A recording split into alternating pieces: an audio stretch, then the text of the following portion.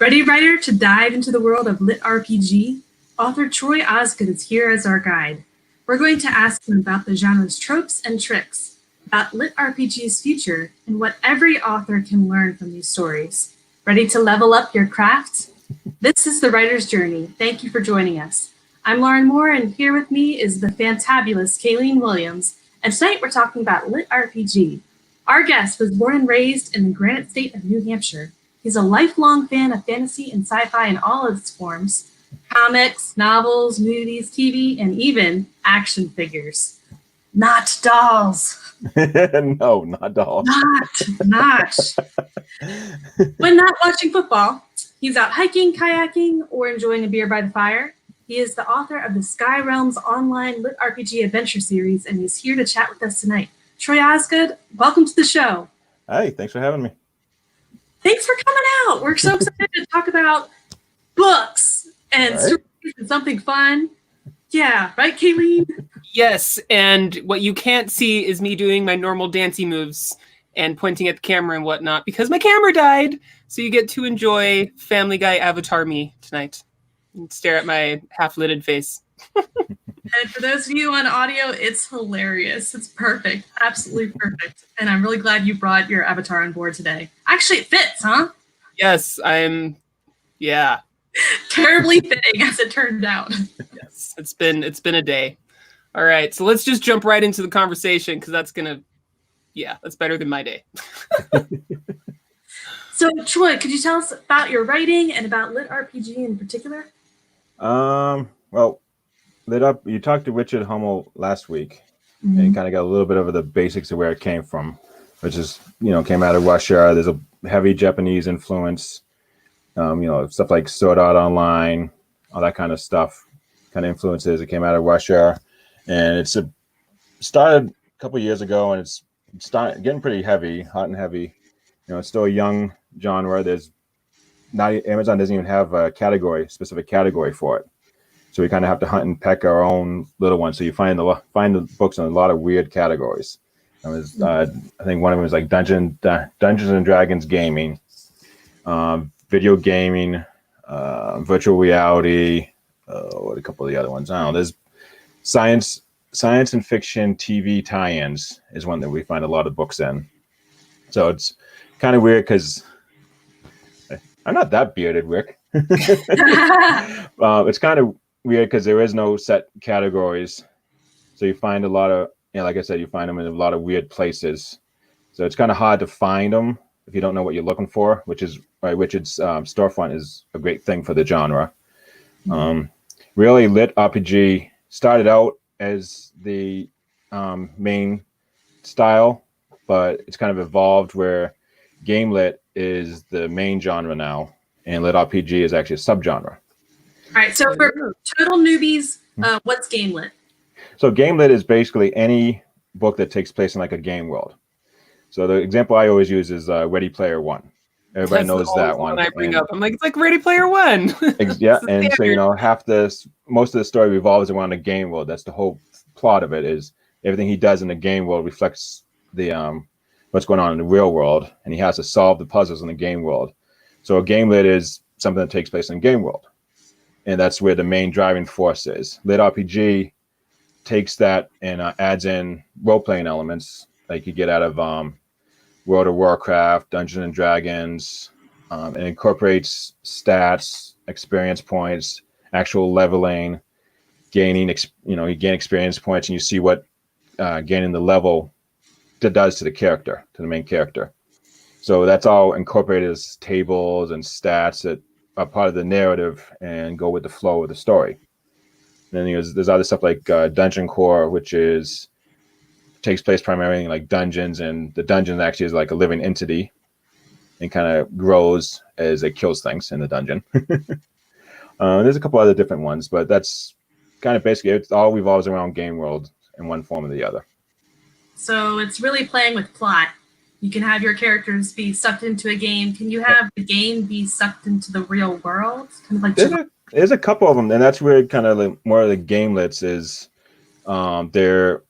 There's a couple, like I think Shadow Sun is one where some like game elements come into the real world, And so Delva's Inc. by Plays Corvin is another one where they get transported to a different world, and they get these orbs that give them stronger, more strength, better health, some special abilities.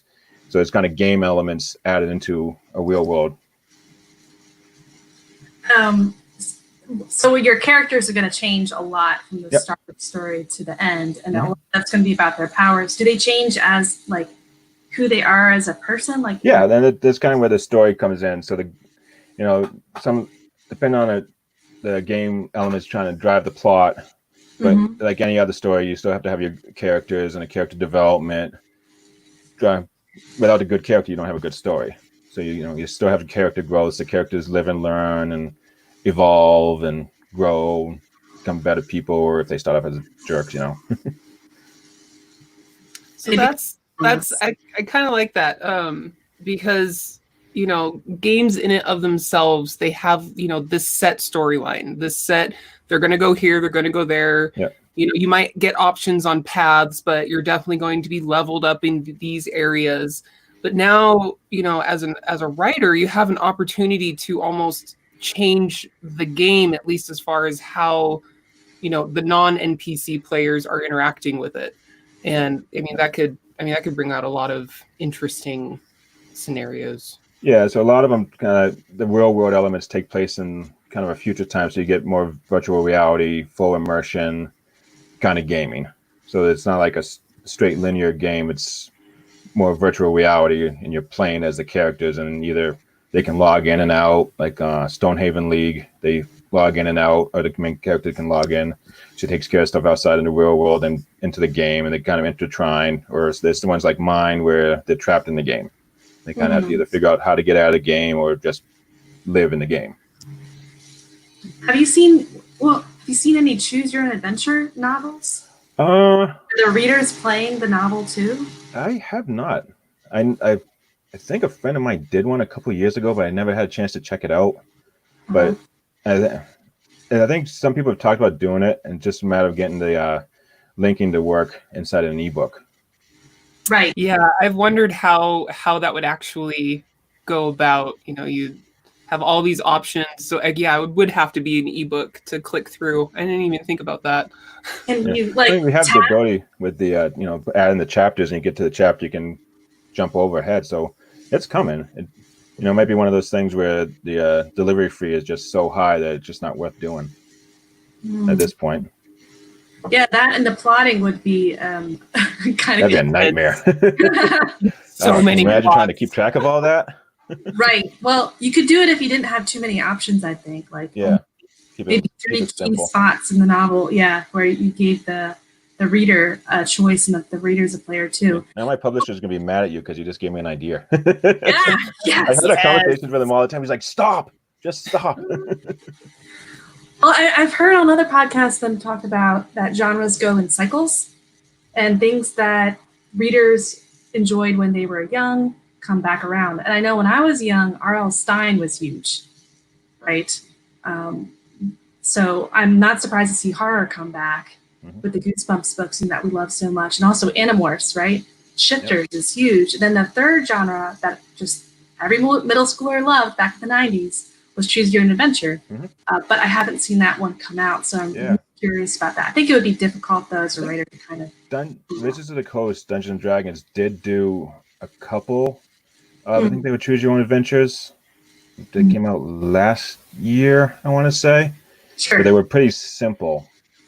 Just like you are a warrior kind of stuff. So I never checked those out, but I think they were Choose Your Own Adventures, if I remember right. Do you see authors playing with narrators with LitRPG, like playing with voice, maybe going beyond just a simple third-person voice or first-person voice, but into second person, or just having a strange, different kind of narrator? Maybe the dungeon cores kind of come along those lines, because your narrator is kind of the dungeon, so that's kind of a different way of looking at things. Most of them end up being first person, just so you can get more immersive into it. So there is one part, and hopefully I don't sound like an idiot. I swear to the heavens I heard this somewhere. As far as the God, and I just lost the word for it. Words. Okay, so like the heads-up displays and Yep. the stats and everything. I heard like there's a version of LitRPG that's like crunchy, so it's really heavy. He knows what I'm talking That's about. the I'm term, not crazy. crunchy. Yeah, that's one where you see like the full stat sheet more often. So a good one is like James Hunter's Viridian Gate Online. In there, you actually see when the character Grimjack hits somebody, you actually see the damage sometimes, an actual number, and then he breaks down all the skills into tenths, and you see a lot more detail of the actual numbers and mechanics behind it. So it can get pretty math intensive and some of that stuff. You'll see you kill the goblin, you get 25 experience points, 1 strength point, 20 gold, and you can go down the whole list. Or you can kind of do light, which is kind of like what I do. It's you don't get as detailed. You still have all the stats, and they all still matter, but you just don't get as deep into the math.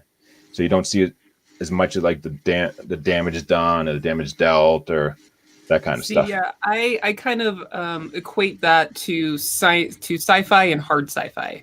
So if you're writing, just basic science fiction, there's a bit more hand wavium involved in a lot of things. But if you're in hard sci-fi, you got to do your little rural science. Good comparison. Yeah, it has to make sense.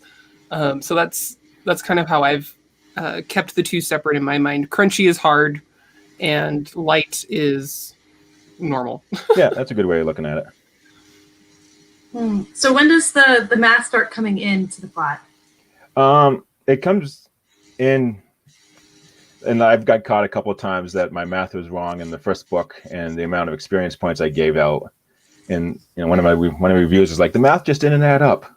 So the readers do pay attention to that. So I actually have a spreadsheet that tracks. I got 2 documents that aren't actually book related. They're the actual word rules of my world. So I know how much experience I get per kill for a certain level monster, and what happens when you get another strength point, what that adds to attack power, speed, all that kind of stuff. So you do have to track all the math. It just, in the crunchy, you actually see the math in the book, where the light, you don't necessarily see all the math, but you do have to track it, which can be a pain sometimes. You can't see my face, but you have absolutely no idea how happy I am that crunchy is the correct term. I was telling Lauren yesterday, I'm like, I'm pretty sure this is a legit thing. I swear I heard it somewhere, but I don't know if it's right. So I'm glad that I'm not crazy. I thought crunchy novels were about essential oils and putting coconut oil in all your food or something. Well, Mayor adds some intelligent commentary to this discussion. She says a visual novel is a game genre with more story and less game mechanics, which is like modern replacement for Choose your own. Yeah. Choose your own adventure. Oh, there's an adventure. There we go. Noah. Yeah. Took me a second, but yeah, that makes sense. Thanks, Mayor. Interactive story game is another fine term. Yeah, so how would the characters be interacting with the plot?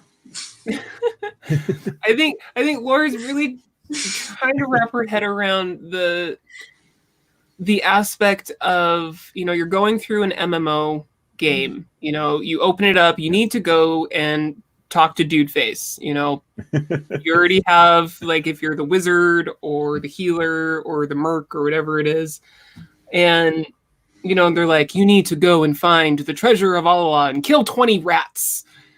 So like that's like classic gameage, but and that's kind of basically what it is. It's like a World of Warcraft quest line in novel form, and it just you treat it as if the characters. It's basically almost any fantasy is kind of along those lines. You have the crest, you get your crest, you go along your crest, and you do it. So this is just they're in a game world, and some of them they know they're playing the game, some of them they don't, some of them they can log out, sometimes they're trapped, so it just adds a different element to it. So could you have different kinds of characters, like characters that are sentient and also characters that are just NPCs? Yep. Your novel? Yep. So there's, and again, it's such a wide range. There's, some books have straight NPCs that are just programmed to do one thing. Like in a normal World of Warcraft game, the leather maker just sells leather armor. He doesn't do anything else. And then there's some where would be a more virtual reality, true, Second Life kind of thing, where the NPCs have more of an AI kind of control, where they seem like living people. And that's one of the things in my books that a couple of the characters that are trapped in there struggle with is the NPCs are so real-like, and the characters are now just, as they see it, just bits of data trapped in there too. So what makes them different from an NPC? And then there's a couple players that, well, I'm a player, you're an NPC, I'm better than you. Oh, yeah. So if anyone wants like a visual, term or way of how that could work, I don't know if anyone's heard of them, but there is on YouTube, you can go to Viva La Dirt League, and Epic NPC Man and all of them, and those things are hilarious. They are freaking hilarious. They basically play the characters of a game. There's this one guy, he's a total NPC, and he goes, nice day for fishing, ain't it? And that's all he says. Yep. Every time he walks by, like every 5 minutes, an Epic NPC man's going crazy. So it's just, if you want to have an idea of how you could make a story out of a game, I think Viva La Dirt League would be a good place visually to start, because they're hilarious. Yeah. And a lot of the readers were pen and paper Dungeons and Dragons players, so they're kind of used to visualizing their character playing the fantasy game. So what are some of the major tropes of the genre that readers expect to find in a LitRPG novel? Well, the stats, the experience, the actual leveling affecting the character, crests, all that kind of stuff. And you have your basic classes that get modified here and there. And one of the things that a lot of people, the readers, look for is what they call the overpowered character, which is, somehow the character's got something that makes them stronger than anybody else. It can, sometimes might be you would think would be a little boring having the superpowered character that can defeat everything, but it can work sometimes. You have like hacks, bugs, cheats. Yeah, there's some books that have that kind of stuff, and there's some for whatever reason, like The Good Guys by Eric Uglin, the main character gets transported into this world, and he meets somebody at the beginning that he is able to get some extra benefits out of. So he gets a couple of benefits that nobody else has, and kind of helps aid him in the game as he goes along. So with the leveling of the skills and all that, you expect the character to go through certain maybe try-fail cycles at the start, where they're trying on their new skills and they're succeeding. But then you want to have the character experience the new power and the new strength and exploring it, figuring it all out. You kind of see the character kind of go through all those steps like you would if you were playing the game. Yeah. So when you good. When you are approaching a new story, what's like the first thing that you look for? So like when I am writing a new story, I need to know like the setting. I need to know where my characters are going to be, and then I need to figure out what kind of character I want to be in there for the type of emotion that I'm going to be portraying. But you have this extra level of how will that work in a game world? What are the limitations of that game world that I want to do for the story? So I'm curious where your first steps are in crafting. Usually in developing the game system, the mechanics and what goes into it, what makes it a little bit different from anything else that's out there, or what's similar, and you kind of develop that, and then from there it's okay. So if that's more like a Skyrim system versus a World of Warcraft, that kind of helps shape the characters a little bit. And, World of Warcraft is set in with classes, so warrior can only do this, mage can only do these specific abilities, so it kind of almost sets them in roles. Where Skyrim, you can kind of pick and choose the skills that you want. So that kind of helps shape the characters in the world itself. Now, how do you build your plot from that? Because I'd imagine it'd be easy to fall into like a quest sequence where it's just one thing leads to another thing leads to another thing. But as an author, you might ask yourself, man, I really want something more out of my plot. So how do you do that? How do you come up with your plots with this world system? Kind of the same way with any fantasy plot. You just kind of shape the game world around it. Like I'll go back to Stonehaven League. The main character Devin has to deal with one of the game's AIs that is co-opting their brains and creating demons off of them in the game. So that affects one of her friends out in the real world. So she kind of has to go into the game to defeat the demon to wake her friend out of a coma. Like Viridian Gate Online, the world gets destroyed and all these people get uploaded into the game as a way of saving them, giving them some kind of life afterwards. But they find out that one of the AIs is not behaving properly. I'm trying to avoid some spoilers.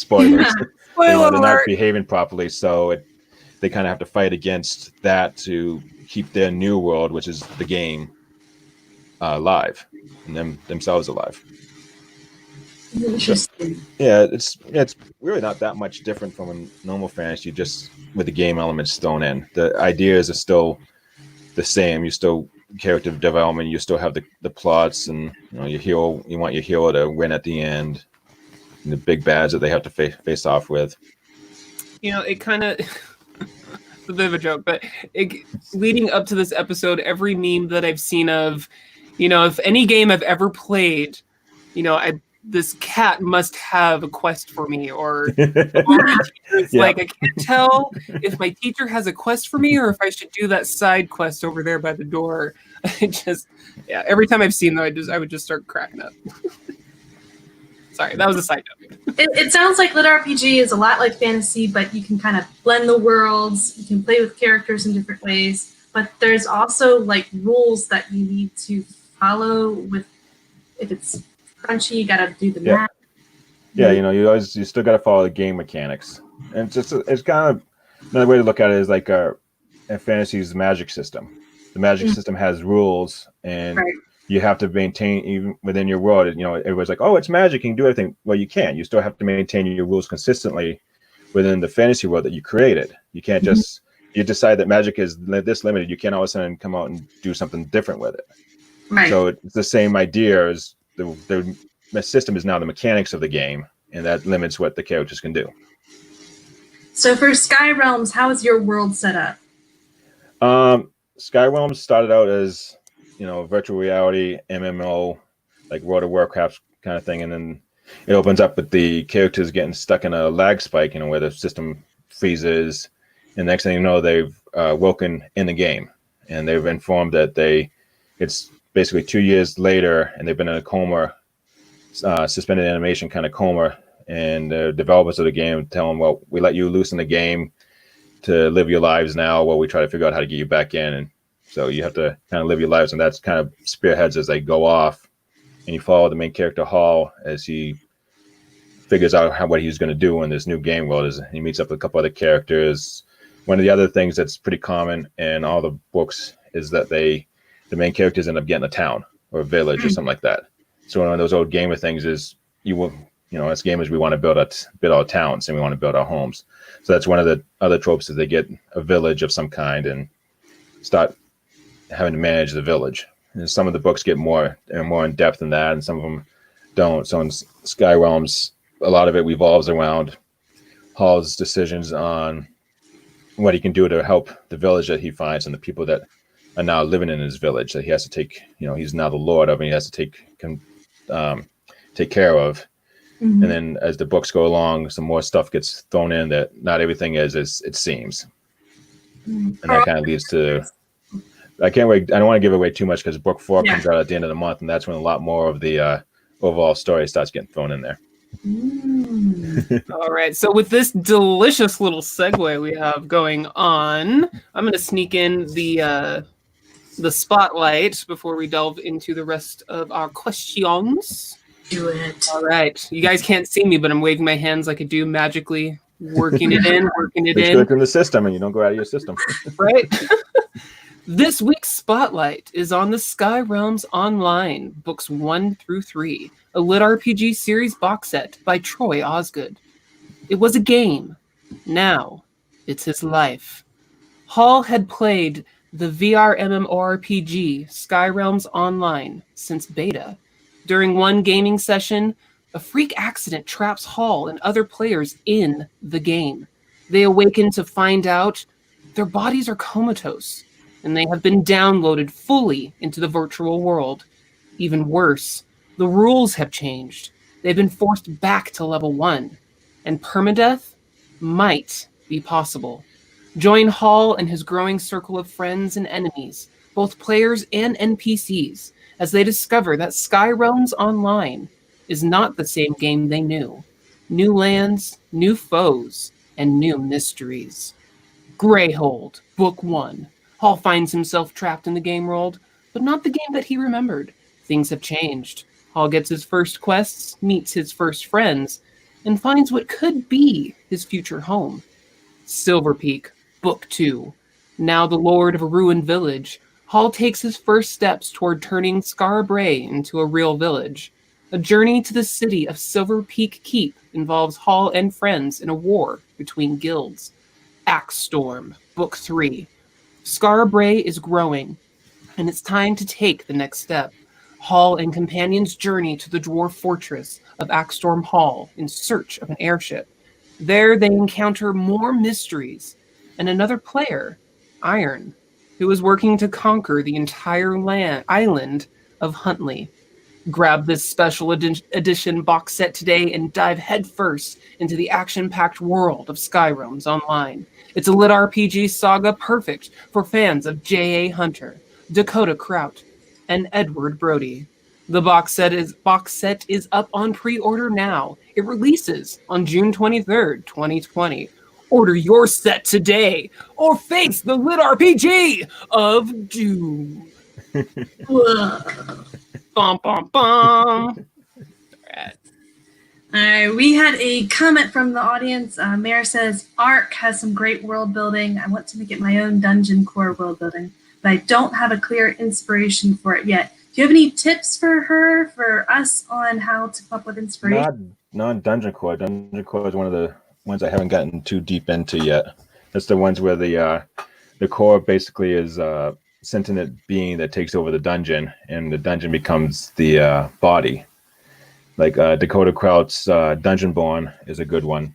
And so the dungeon, it's kind of interesting because, the dungeon's goal is to grow, and it needs adventurers to come into the dungeon and basically die. So it gets energy, and then it gets bigger and bigger and can rearrange itself to make it a little more tricky every time a new set of adventurers come in. So I'm really curious about that idea of the dungeon being a character or even a narrator. How does that play out? Like I said, I haven't delved too much into the dungeon core, but it's essentially a good way of explaining it. It's kind of hard to explain because music. Because the dungeon's got its own growth it goes through, and it's kind of like reading a story taken from the point of view of like a dragon or something like that, where it's hunting the adventurers and gathering the treasure to feed and grow itself. So like in Dungeonborn, there's you get the point of view of the dungeon, and then you get a point of view of the guy that discovers the dungeon at his not town, but I guess there is a town that goes around it that starts going around, because a dungeon is where all the adventurers have to go to get experience and treasure. So all the stuff that supplies adventurers starts growing up around the dungeon. So you get it from his point of view, and then the dungeon. And I can't really think of a good way to describe the point of how it works from the point of view of the dungeon. It's a sentient. It's almost like reading a story of like of an artificial intelligence, and how how that thinks and interacts. Seems like it would be hard to make the dungeon relatable. Like one of the things I look for when I'm a reader is I want to connect with the character and I want to, lose myself in their shoes. That might be hard when the character is a castle. Or... Yeah, it can be. Like in Dungeonborn, Kraut's first book in his, I think there's 5 books in the series, Divine Dungeon. Cal, which is the name of the dungeon, it's kind of short for calcium, which is the main mineral in that dungeon. He's kind of like almost in a way like labeled like to Harry Potter or one of a character going to academy and learning as it grows. So Cal has a fairy companion or a pixie. No, sorry, it's a wisp. Sorry, it's a will-o-wisp. It kind of is his guidance to help him grow. So he's kind of like learning new tricks and new spells, and he gets excited when he is able to create a new creature to throw in a worm in the dungeon. When he learns, he like absorbs some stuff from the dead adventurers, and he can learn new tricks to. Like he got a steel weapon once, and he was able to start duplicating steel but making it better. So it's kind of from that aspect is you see the dungeon learn as it grows, and you can kind of relate to it as anything where, like, going to an academy and learning new spells and new tricks and lessons and classes and that kind of stuff. Walt asks, does the dungeon character get to hang out with other? In Viridian Gate Online, they do, because each dungeon in that one is their basic dungeon cores can manifest as characters almost, and you can interact. So one of them is like there's a spider dungeon, so there's a spider queen that the characters can interact with. Another one is undeads. So the undead boss is a character that you see the undead boss and the spider queen kind of hanging out and flirting with each other. It's interesting. It's almost like a sentient character that can put itself, into a shell to then be, I guess, interactable more on a personal level with the characters. Yeah, that's a good way of putting it. All right, Bill Fisby says, I think it's Chris Fox released a book called Dark Lord Bert with game mechanics. Is that more LitRPG than fantasy? If there's game mechanics, it would be game lit, and if it starts getting into the stats and the experience, then it would start getting into LitRPG. I've seen the book, I haven't read it yet, so I'm not quite sure where it would fall. And that one looks kind of like comedy. Yeah. It looks hilarious. So I'm gonna kind of twist the direction, because I'm curious. I hear a lot, like the World of Warcraft, and all the other popular MMO games and all those that have literally just blew out of my mind. The copyright issues, because I've not looked into or read enough in the LitRPG world or the game lit world, to see what those games are. Are people kind of creating their own game world, or are they kind of you can kind of look at it and see homages, or I can never remember how to pronounce that word, homages, whatever, to other existing games. So there's kind of Easter eggs and nods to that, but they're all relatively their own system. I mean, if you get down to it, all those games have all the same elements to them. They just you can't call the spells the same, but a mage is a mage is a mage. There's World of Warcraft has mages, Dungeons and Dragons has mages. I think Skyrim called them mages. There's the rogues, the archers. Yeah, so some of those terms are generic enough that you can get away with it. Some it's the old thing with went into in fantasy hobbits and halflings. You can call it everything you want a halfling, you can't call them a hobbit. That kind of stuff. So definitely do your research. If anybody out there is thinking about, hey, this kind of sounds really interesting. I remember playing games. I still play games. I love to write. I would like to write that into yeah, definitely make sure you're not skimming off of any World of Warcraft race names would be something you would not want to be orcs, in. trolls, that's all generic enough. So World of Warcraft has a race called the Terrans, which are basically Minotaurs, but they don't call them Minotaurs, they're Terrans. So you could get away with calling something a Minotaur, but you couldn't call it a Terran. Exactly. So definitely, like you were saying earlier, know the kind of game that for the mechanics that you are giving the homage to, and make sure you're not, subconsciously, giving yourself a potential lawsuit by it's like this thing because you played this game 15 years ago, and that kind of stuff sticks in your mind, so just do your research. Don't get sued. Walt has a comment there about the Dungeons and Dragons. So there's some things that are copyrighted in Dungeons and Dragons that there's some stuff copyrighted in Dungeons and Dragons but you can get away with using, but there are some stuff that you wouldn't want to. So if you want to use a specific thing, you want to double check to make sure it is something you can get away with. And it's usually fairly easy. That I think I've seen Beholders used elsewhere, but that is one of the ones that first popped in my head. But something like an orc, orcs exist everywhere in every book. Dwarfs, elves, that stuff's pretty common. Goblins, trolls. You wouldn't better get away with the World of Warcraft specific style of troll, but because there's 1,000 different types of trolls out there. So you have to be careful. Keep it generic enough. I think but do the best to make up your own. It's if it was created after Mickey Mouse, then don't use it. Disney protects their copyrights. Yeah. If it's from the 1800s, a fairy story, then you're good. But Mickey Mouse and onward, you got to be careful about.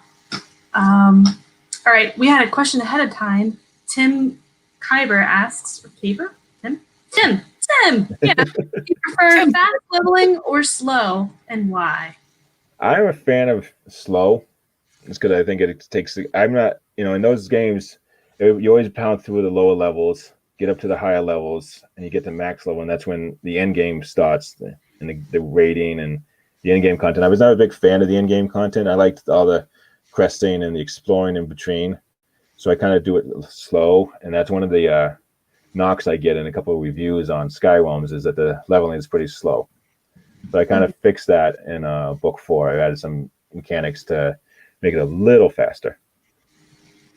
Right. That's the same problem that players have with gaming, right? Because if the game's too difficult to defeat, you end up getting bored and dropping it. Yeah, and you get to max level, and next you have to wait a while at max level until they release an expansion, and then you do the whole leveling process again.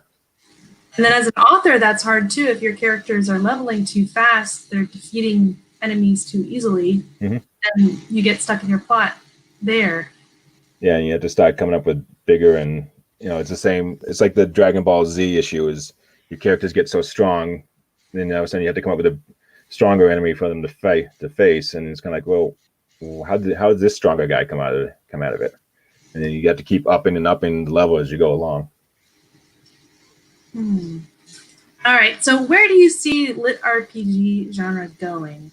Do you see any new developments in it? Any authors writing interesting stuff that looks different from before? Or I'll give a shout out to Sean Oswald's Watcher's Test, which is pretty different from anything that's come before. It's a pretty big book. It's that one in the top up there, bigger than the others.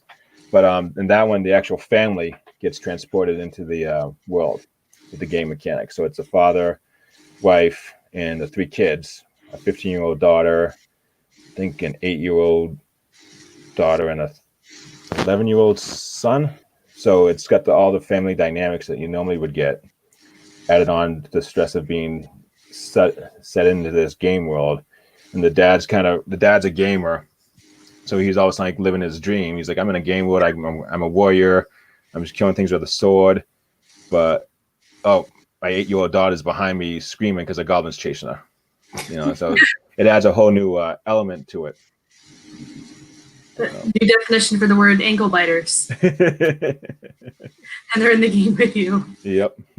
Yeah, Walt says, Jumanji. Okay, so he's doing something cool. Do you see authors trying new things with this genre? Yeah, there's a lot of little things that everybody tries a little bit different. The genre is still fairly new, even though there's a lot of books out in it. It doesn't get much notice beyond people that already kind of know about it. So I see it kind of getting a little bit bigger as more and more attention falls into the genre. Right now, there is no lit RPG published by any of the big five. It's all small press and self-published. So I can kind of see at some point one of those guys kind of noticing the genre and getting a lot more attention. Like L. Kong's The Land is probably the biggest book out there. I think he just released his book 8 just came out and it hit, I want to say it would get up to like number 8 on Audible. And I think when the book came out on ebook, it might have got that high on Amazon's list. So, at some point, somebody's going to start taking notice that these books are doing very well, and it should start getting a lot more attention. What's the readership like? I can see that we have different authors in science fiction and fantasy who might be thinking about jumping genres and they're like, oh, this looks like this good. But what does the readership look like? The sales? It's a pretty broad readership. Was surprised because I joined a couple of the fantasy groups on Facebook recently, and there's a lot of people in those groups I've seen in the lit RPG groups. So there's a lot of crossover between fantasy and sci-fi readers and lit RPG readers, and then there's a lot of the gamers get into the lit RPG. There's a big Japanese influence comes into some of the books, so you get that the anime manga crowd that come into them as well. So what would you say? What is the word I'm looking for? The game world, the different I can't even think. I had the word and now it's gone. But for fantasy, there's high fantasy, there's epic fantasy, there's fantasy with magic, there's fantasy with dragons, there's the sci-fi that you're on the spaceship and you're like a marine or some kind of warrior, or like what would you say would be like those sorts of subgenres? Yeah, thank you. There's the word. Oh my God. There's subgenres. There's portal fantasy. This portal lit RPG, which is can be you log in or out, or you get transported to the game world. There's portal. I'm trying to think of what the subcategories which it has in his storefront are, because that breaks it down pretty good. In your opinion, what are the more popular ones? What would be like the ones, for someone who's like, this sounds interesting, or I just want to know what the heck this is even, how I would even read? What? The ones I always recommend are Viridian Gate Online by James Hunter. That's one where the characters are trapped in the game. Stonehaven League by Kerry Summers is the main character can log in and out of the game. Those are two good entry-level ones. Delvers Inc. plays Corvin. It's a good game lit where the characters get transported to a world that has game rules and mechanics on it. Shadow Sun by Dave Wilmotson, another good one. Those are all pretty popular ones, and then there's a bunch of other ones. Watcher's Test is a good one by Sean Oswald for something a little bit different. Of course, then there's mine, which I call as a entry level. I've mentioned to a couple people that I can kind of consider an entry level to the genre. It's not as deep into the mechanics as other ones, but Dungeon Born by Dakota Kraut is a good one for a dungeon core. The Land is a fairly big one. Eden's Gate is by Edward Brody is another fairly big one. Dude, you've already like way gone above my expectations of what your answer was going to be, because I would have been like, one person, everything else is dead in my brain. So, yeah, because that's how I do. Like, my brain is just like, nope, we're going to embarrass you all night long. But yeah, definitely, I'm going to check out some of those, because I have secretly been very curious Ever since actually Ready Player One and it started coming out, I'm just like this. I remember like my game was Guild Wars. Fucking loved it. I miss it so much. I was like the healer extraordinaire, and they're like, we can't go on that with one healer. And I'm like, nah, dude, I got you. Just do your thing. But yeah, so my brain meats are churning, so I'm gonna check some of those out. It's fun. I call it the genre I didn't know existed, but I always should have been writing in, because I didn't really discover it until about 2 years ago. I'd seen some stuff pop up here and there, and I didn't really thought too much about it. And then the idea of, from watching Ready Player One and stuff came into my head, and started discovering that there's a lot of those books out there already. So I started reading into it more. You got to do your research when you get into a new genre. Yeah. I think you'd have the chance to bring everything that you love about games and put it into a novel. Yep. That excitement feeling, and also the teamwork, team building, probably some elements of gamer culture too, like inside jokes that. Yeah, I got a couple of those in there. Like one of my characters, Roxhard, is a dwarf, and he looks like a typical dwarf, a couple 100 years old, carved from stone, but really he's a 15-year-old kid. And he's trapped in the game, and when Hallfritz meets him, he's had a breakdown. So there's this big, burly bearded dwarf, battle axe laying on his side, crying like a kid when Hallfritz finds him, because he's overwhelmed by being in the game. It's an 18+ game, and he snuck in and using his brother's account, and now he's stuck in the game, and he's never going to see his mom again. And then there's the a lot of gamers, the guys that play as girls in the game. Right. So I kind of have offhand comment in one of the books where the guy's like, well, if I'd known I was going to be trapped as a girl, I would never would have played this character, kind of thing. And another one is trapped as a gnome, or I call him Bodens. In this one, he's got a little, he's only like 4 feet tall, a little squeaky voice. He's like, I don't want to be trapped like this for the rest of my life. Yeah. Oh, so they're not just themselves getting sucked into the game. It's like their conscious is getting sucked into it's their conscious character template. Yep. Oh, that's so even they're better. stuck with the characters they play. So Hall is a skirmisher, half-elf skirmisher, and he played that character in class to max level, and then all of a sudden he's back to being level 1 again, as stuck as himself as the character he played, which is not who he was in the real world. So you can bring in elements of things that happen in the game to the avatars, but also bring in elements of what it feels like to be a gamer playing the game, and bring that into your plot. Yeah, like in Stonehaven League, one of the elements to a lot of these games is the players can respawn, like you would in a game. They die, they come back to life again. Sometimes there's penalties and that kind of stuff, but so it's the NPCs can't do that. So some of the books, like Stonehaven League, has the NPCs call the players Starborn, and the NPCs don't think of them as these Starborn as players. They're just different people that can come back to life, and they can disappear for lengths of time and then pop back into the world here and there. So the NPCs think they're in real characters living in, not characters, but real people in the real world. And then all these weird people just keep popping in and out of their cities and their towns and die, but can come back to life again.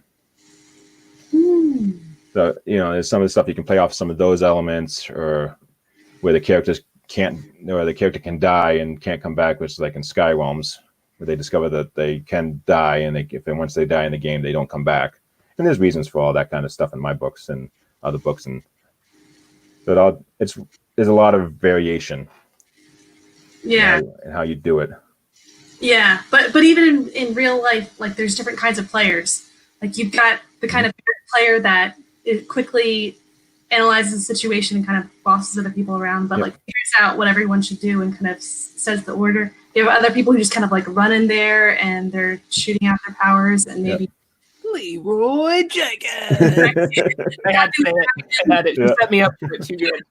So there's a new series I'm working on with a co-author that we play up a lot more of those gamer stereotypes, like Leroy Jenkins and the guild leader of the Wade group. Everything has to be exactly his way, and we're doing it this way. And if you don't keep your DPS, your damage per second, up to a certain level, you're out of the guild. That kind of stuff. So we play in this new series. We play up a little bit more on that. And Skyrim is Hall. I kind of keep Hall try to be the kind of gamer that I am, which is more casual. So he kind of takes things a little slower and wants to see more of the world than just going to max level and raiding dungeons all day. Now, I have a question about technology. Can new technology play a role in reader consumption or in the reader experience? Like, Kindle was a new piece of technology that's been changing the reading experience, and people are wondering about VR.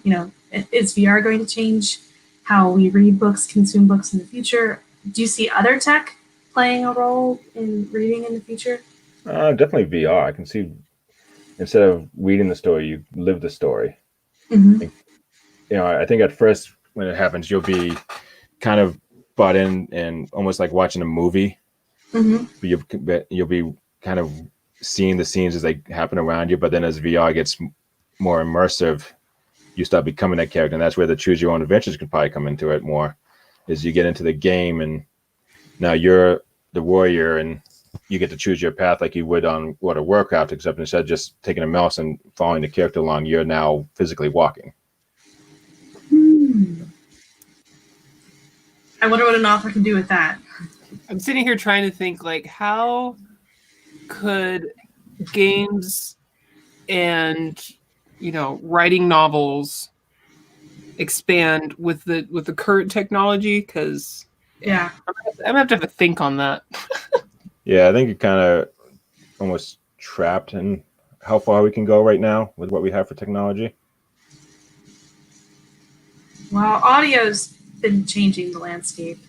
And just like a few short years ago, we couldn't have imagined, couldn't imagine what our smartphones could do, now are doing. I wonder what's down the curve next. Yeah. I mean, people are running pen and paper Dungeons and Dragons through online now.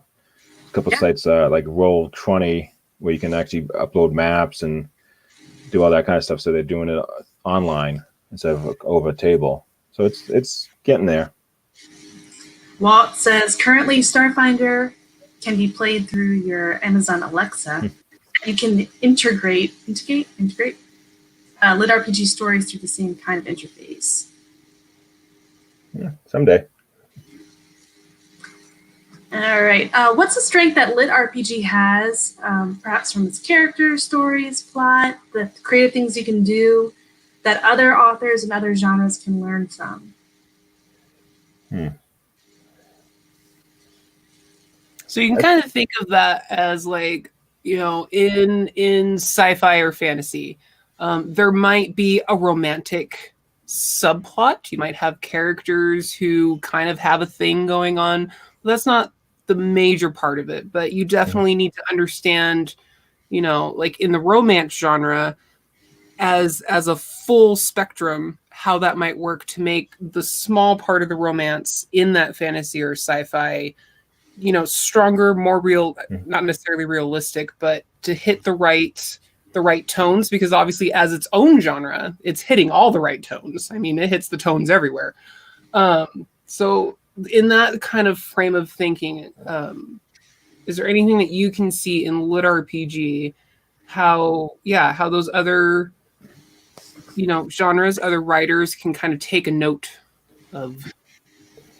This, I think, one of the big differences between like a fantasy lit RPG and normal fantasy is there's more, I'm trying to think of how to, but not more excitement, but it is a little bit more immersive, because you're living your game is living out your gamer fantasies essentially to an extent, so you can